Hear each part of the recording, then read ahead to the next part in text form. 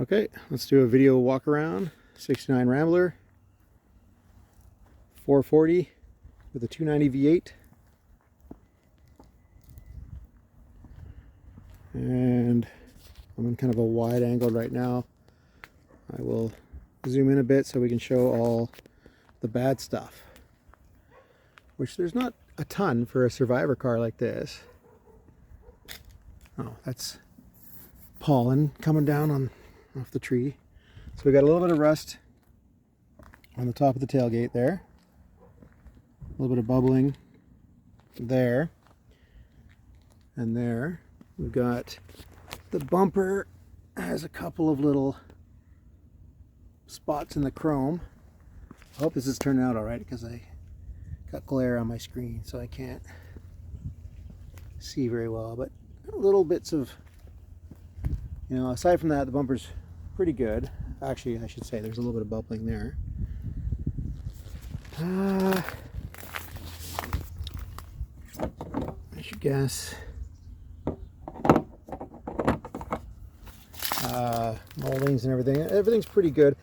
There's no real leaks unless you are spraying the hell out of the windows. But I did find it's been sitting for a couple of months in this driveway, not undercover, and I did find some water on the floor, which seems to have all dried up by now. Little spots where the previous owner touched up the paint. Now this is the worst bubbling right here. Right around the antenna there. I don't know if it's showing up. Yeah, you can see that. That's the worst of it. Little bits of sort of rub on the fenders. Could use a little bit of touching up on the grill there. I should have done that. Another little spot on the bumper, front bumper, sort of the same as the back bumper.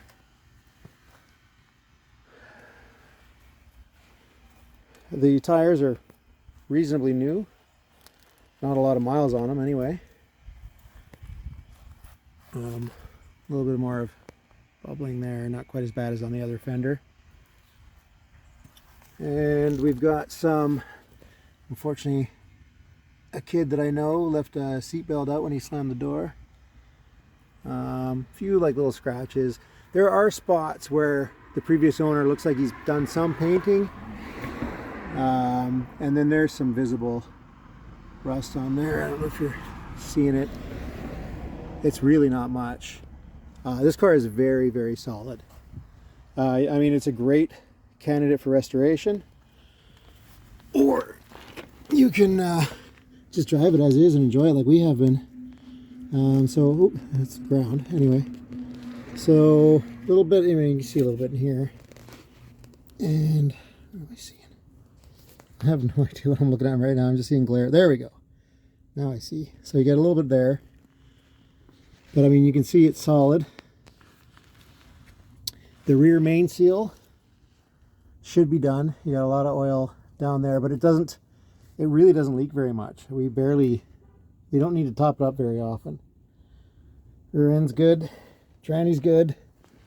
Suspension and brakes. Brakes are fairly new. They stop great. I mean, they're drums with their power, and they actually stop really well. Let's go back. I'm going to go wide again. Okay, I stopped filming at some point there, so let's try this again from where we left off. This is how you do this. Hopefully I don't rip off my registration. There we go. And down we go. Here and here, this is all how we bought it. And then the headliner is kind of weird, but it is like it's like hard. I thought it was some weird thing that the previous owner did, but apparently a lot of these are like this. It's a little dirty because it's white. If you want to restore it, you might want to. Well, you will want to replace that. And this is the worst of the door panels. It has a bulge here. It might just need a clip or something. I don't know, but I didn't notice that until recently. Back seat's in pretty good nick. Got 3 seat belts per bench, so you can take a family of 6 out cruising. All the other door panels are quite good. You can see the tear in the seat there from a kid with bony knees. And the dash, I'll go around to the front here and we'll fire it up. Carpet's good.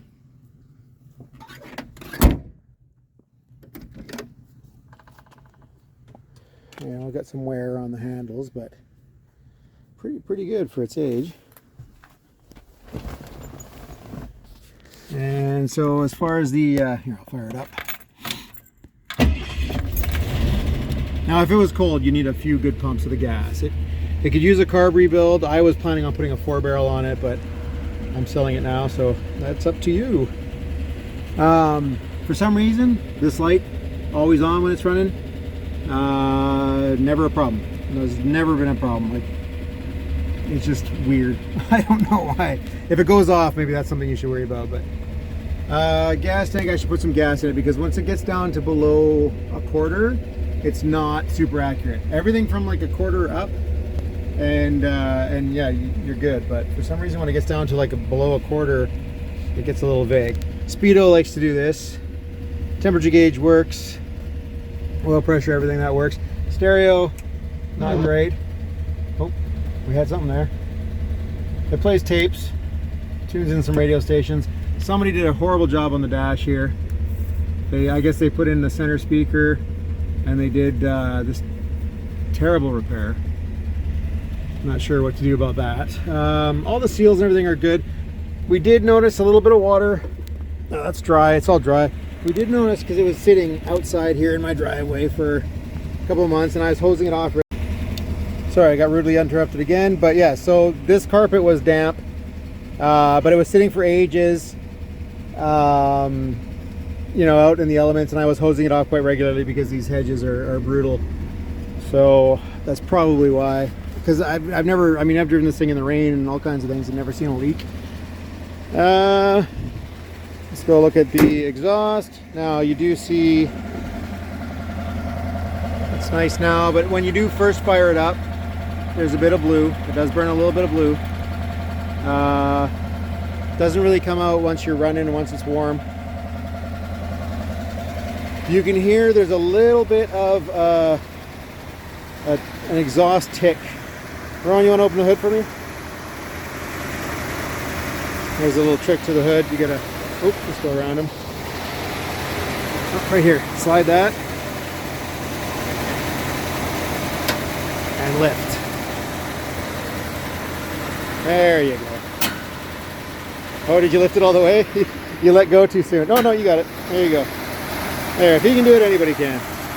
I got it idling a little bit high right now. That's actually way too high. I gotta lower that down a little bit. But yeah, I definitely would use a car rebuild. Every once in a while I've seen a little droplet of gas coming out of the front of the car there. So yeah, it's, you know, nice to get a dual pot master cylinder, which is definitely something you want. On my 61 Pontiac over there, I blew through an intersection because when I first bought the car, I didn't get around to replacing that single pot master cylinder fast enough.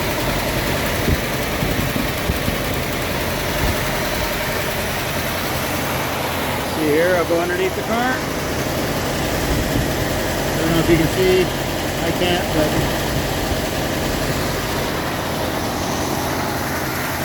you know, it's a nice, easy, fun car to drive. Power steering, power brakes.